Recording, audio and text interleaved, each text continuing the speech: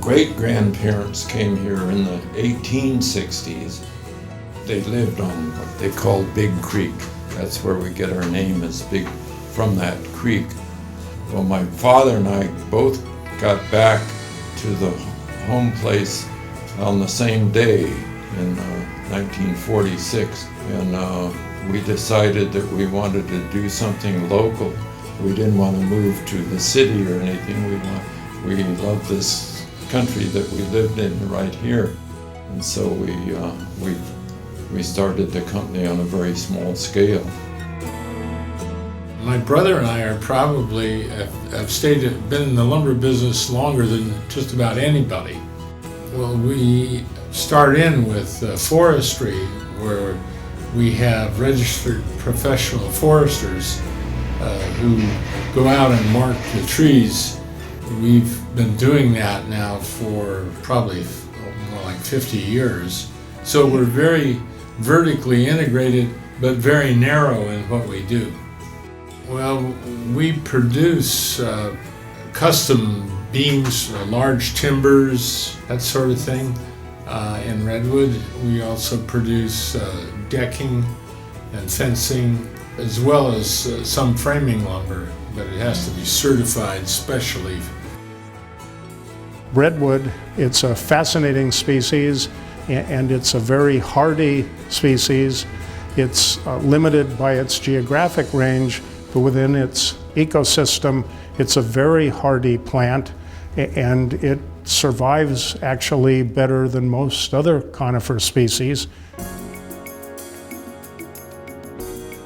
This piece is 35 years old, same species, Sequoia sempervirens.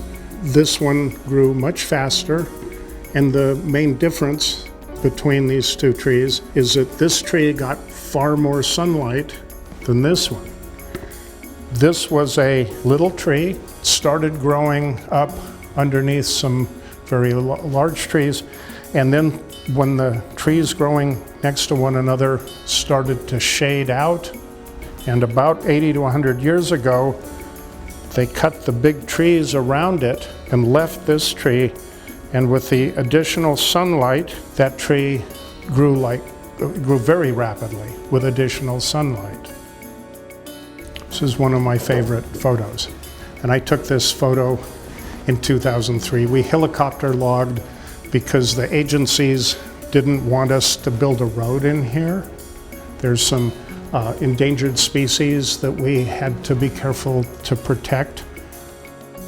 In a selective harvest, you have to be very careful where the trees go, because you've got to get the trees on the ground and not harm the trees you're not cutting, because the trees you're leaving, we call it the leave stand because you're leaving the trees in the woods. The leave stand is our future product.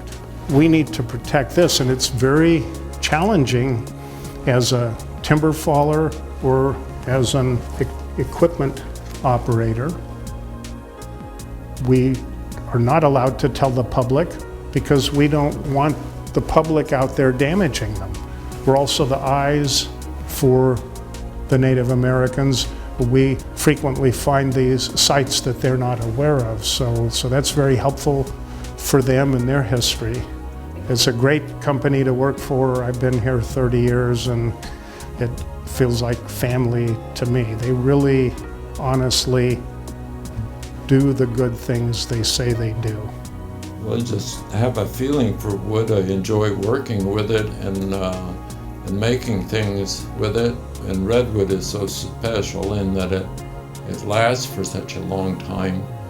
I think interest is to see the forest continue indefinitely into the future.